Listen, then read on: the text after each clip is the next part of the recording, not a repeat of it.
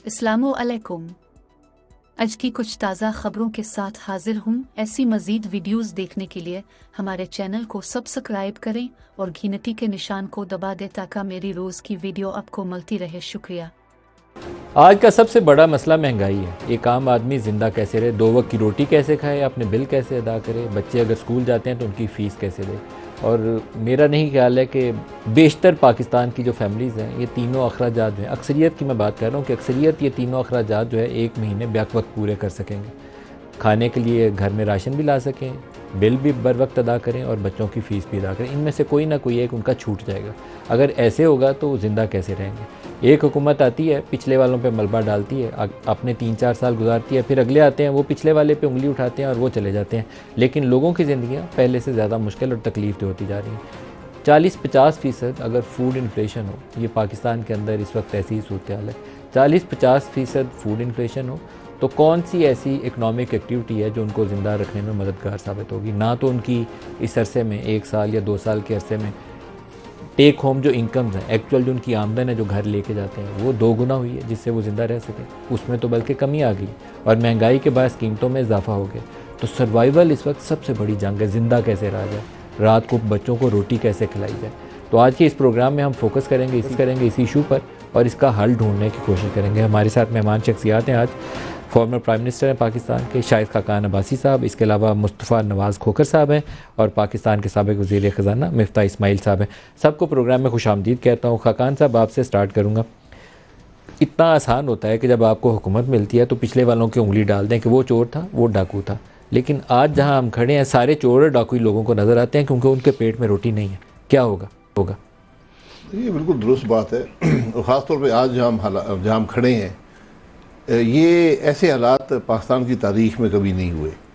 मईशत के हवाले से, सियासत के हवाले से, माशरे के हवाले से। और आप पिछले 2 या 3 साल ले लें, पाकिस्तान की हर जमात, हर सियासी लीडर इक़्तिदार में रहा है। क्या वो मामलात को हल कर सका है? क्या वो मामलात को हल करने की इब्तिदा कर सका है? क्यों नहीं कर सका? सलाहियत नहीं है। आप तो खुद वज़ीर आज़म जी, मैं तो था, लेकिन मैं ये कह रहा हूँ कि आज 1 साल गुजारे आपने। आज निज़ाम में सलाहियत नहीं है। आज हम एक दूसरे पर इल्ज़ाम लगाते हैं, लेकिन हकीकत ये है, ये एक सफ़र था ज़वाल का जो पिछले 5 साल में ज़्यादा तेज़ हो गया और हम यहाँ पहुँच गए। हमने कोई रिफॉर्म करने की कोशिश नहीं की। गिर पहले से रहे थे, सिर्फ तेज़ी आ गई। जी, तेज़ी आ गई। इस 5 साल में बेपनाह तेज़ी आई, जिसमें से 3.5 साल हैं पीटीआई 3 साल 8 महीने उनके हिस्से में आए और बाकी 1 साल 4 महीने हमारे आपके हिस्से में। तो आप दोनों ने इसको ख़राब करने में सूरत हाल कंट्रीब्यूट किया। हम उसको दुरुस्त नहीं कर सके, रिफॉर्म नहीं कर सके। तो जब आप दुरुस्ती नहीं करते, रिफॉर्म नहीं करते, खराबियाँ पैदा होती हैं। आप हमारे मामलात बड़े सीधे से हैं। आपकी तकरीबन हर चीज़ डॉलरों में है। बिजली डॉलरों में है, गैस डॉलरों में है, तेल डॉलरों में है, दाल डॉलरों में है, घी डॉलर में है, पत्ती डॉलर में है। ये सब मामला डॉलर से लिंक्ड है। आपकी जो इनपुट्स हैं एग्रीकल्चर में, सारी डॉलर में आती हैं, चाहे बिजली हो, चाहे तेल हो। तो जब डॉलर की कीमत में 3 गुना इजाफा हो जाएगा, पिछले 5 साल में हुआ है, 105 से डॉलर आज 305 पे पहुंच गया, तो महंगाई तो होनी है। मुस्तफ़ा साहब, आप क्या कहते हैं? आपने एक लफ्ज़ इस्तेमाल किया अपने इंट्रो में, मलिक साहब, सर्वाइवल ऑफ द पीपल, कि लोगों का सर्वाइवल जो है वो बहुत मुश्किल हुआ है, इसमें कोई शक नहीं है। लेकिन साथ ही साथ, I hope I am wrong, मेरे मुंह में खाक, survival of the country is also at stake. अब हम ऐसी नहज पे पहुंच गए हैं, we are inches away from disaster. और हम एक गुफ्तगू सुनते आए हमेशा कि जी कि फ़लानी रियासत फेल हो गई। दुनिया में ऐसा होता आया है। अब हमारे पिछले माजी के अगर आप 10-15 साल, 20 साल भी उठाएं तो उसमें भी आपको कई ऐसी रियासतें नज़र आईं कि जो बिल्कुल ठीक चल रही थी और ठीक चलते चलते एकदम ऐसा स्लाइड आया कि फिर उनके लिए हालात बहुत ख़राब हो गए। तो जिन ममालिक जो ऐसी मरहले से गुजरते हैं, वहाँ पर होता क्या है कि सबसे पहले वहाँ पर पॉलिटिक्स का ब्रेक डाउन होता है और उसके नतीजे में फिर इकॉनमी का ब्रेक डाउन हो जाता है। और जब ये 2 ब्रेक डाउन हो जाते हैं तो उसको फिर हम कहते हैं कि ये एक नाकाम रियासत है, क्योंकि ना ये पॉलिटिक्स सस्टेन कर सकी, पॉलिटिक्स दुरुस्त कर सकी, और ना ये मईशत अपनी जो उसी से जुड़ी है उसको दुरुस्त कर सकी। हमारी रियासत पिछले 75-76 सालों में लोगों को तालीम देने में नाकाम रही, लोगों को सेहत देने में नाकाम रही, मुल्क में इंसाफ पैदा करने में नाकाम रही।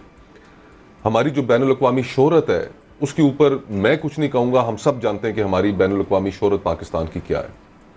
कोई हमारे मुल्क में इन्वेस्टमेंट करने के लिए तैयार नहीं, हमने अपना माहौल उस तरह का कंड्यूसिव नहीं रखा। और जो अभी शायद भाई बात कर रहे थे कि पिछले 5 सालों में ये सफ़र जो है तनज़ुली का, ये अचानक बहुत तेज़ हो गया है। ज़ाहिरी बात है, जो गलतियाँ हैं उनका अपना एक मोमेंटम होता है और फिर एक ख़ास थ्रेशोल्ड क्रॉस करने के बाद वो फिर तेज़ हो जाती हैं। और आज भी जो अफसोस की जो बात है मलिक साहब के, जितने हमारे स्टेक होल्डर्स हैं, अगर आप उन्हें उंगलियों पे गिनना चाहें तो यकीन मानिए कि 6-7 लोगों से वो ज़्यादा नहीं है, 6-7 अफराद से ज़्यादा नहीं है जिनके हाथ में इस वक्त 25 करोड़ लोगों की तकदीर है। आप कहते हैं कि सिर्फ 6-7 लोग हैं, सिर्फ 6-7 जो ये सारे फैसला साजी के अमल में जिनका वजन है, और वही जो स्टेक होल्डर्स हैं। पॉलिटिशियन है, जुडिशियल लीडरशिप है और मिलिट्री लीडरशिप है। तो मतलब मैं इनके अगर अल्फाज पिक करूं तो उसके मुताबिक तो फिर या army chief, DGISI, chief justice of Pakistan और 2-3 हमारे जो सीनियर पॉलिटिशियन हैं, इसके अलावा किसी का रोल नहीं है। और लोग हैं, यही लोग हैं जी। और यही 6-7 लोग इस मुल्क की जो तकदीर इनके हाथ में, इसको बदलने की भी कैपेसिटी रखते हैं। कैपेसिटी रखते हैं, ये सवाल है। कैपेसिटी रखते हैं तो फिर आगे रास्ता निकल सकता है। इस वक्त हमें सबसे पहले जिस चीज़ की ज़रूरत है मलिक साहब, जो बिगिनिंग होगी जहाँ से रिफॉर्म की, अगर हमने बिगिनिंग करनी है तो सबसे पहले रिफॉर्म ये है कि हम क्राइसिस की जो ग्रेविटी है उसका एहसास करें, नंबर 1। नंबर 2, अपनी जो स्टेटेड पोजीशंस हैं उससे पीछे हटें, सियासी बेयकीनी को ख़त्म करें, मुल्क को फ्री एंड फेयर इलेक्शंस की जानिब लेके जाएं और ये आपस में तहिया कर लें कि हमने जो अवाम फैसला करे उसको कबूल करना है, इसके अलावा कोई और पहले तो और मुल्क बचाने की तदबीर करें ना, क्योंकि अभी तो आपने खुद कहा है कि इस वक्त पाकिस्तान के जो अपने हालात हैं उसके ऊपर क्वेश्चन मार्क है कि क्या हम वाइबल हैं कि नहीं है। मलिक साहब, मुल्क बचेगा ही फ्री एंड फेयर इलेक्शंस की सूरत में। देखिए ना, आज आपके मुल्क में सबसे बड़ी बेयकीनी ये है कि क्या यहाँ पर इलेक्शंस होने हैं, नहीं होने। एक हसूल हमने जो तय कर रखा था, जो हमने तमाम तर सियासी बहरानों के बावजूद जिसके ऊपर अमल जारी रखा, वो ये था कि 90 रोज के अंदर इलेक्शन होने। 90 की दिहाई बहुत मुश्किल दिहाई थी, बहुत सियासी बेचैनी की दिहाई थी, लेकिन हमने उसमें भी 90 रोज वाली हमने वायलेट नहीं की। ये जो पिछले 1 साल के अंदर, और कल आप देखिए जो जस्टिस मियां गुल औरंगजेब है, उन्होंने इस्लामाबाद हाई कोर्ट के जज हैं, उन्होंने इस साल को पाकिस्तान की अदालती तारीख का इंसाफ के ऊपर जो फैसले उन्होंने दिए उस पर अमल ना होने की वजह से एक बदतरीन साल करार दिया। आईनी और अदालती तारीख दोनों अल्फाज इस्तेमाल किए, दोनों अल्फाज इस्तेमाल किए।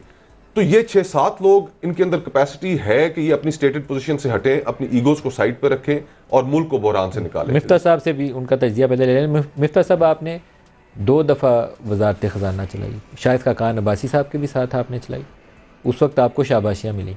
इस दफ़ा शायद चैलेंजेस बहुत बड़े थे और मैं एक वो जुमला सताज अजीज़ साहब का है वो दोहराऊंगा यहाँ पे। वो कहा करते थे कि जो एक मुहब्बे वतन फाइनेंस मिनिस्टर है उसको पॉपुलर मैयर्स की तरफ नहीं जाना चाहिए, उसको अगर बिटर पिल्स लेनी है तो उसको लेनी चाहिए। इस दफ़ा मुझे लगता है आपके ऊपर वो बोझ पड़ा। रियलिटी क्या है इस वक्त, हम कहाँ खड़े हैं?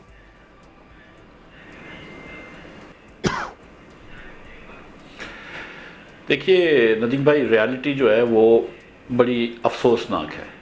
जो मुस्तफ़ा भाई ने बात की, जो शाहिद भाई ने बात की कि ये जो हमारी हुक्मरानी का निज़ाम है ये फ़ेल हो चुका है। जो हम अपने आवाम को कुछ भी नहीं दे सके। ये 25-50 लाख लोग जो पाकिस्तान में अशराफिया हैं वो तो ठीक है, उनकी ज़िंदगी चलती है, लेकिन बाकी 24 करोड़ आवाम को तो ना हमने तालीम दी है, ना सेहत दी है, और अब तो हम अनाज भी नहीं दे सकते, उनको खाना भी नहीं दे सकते। तो पहले हमको ये तस्लीम करनी होगी बात कि इस मुल्क की हुक्मरानी फ़ेल हो गई है और हमको फंडामेंटल रिफॉर्म्स की ज़रूरत है।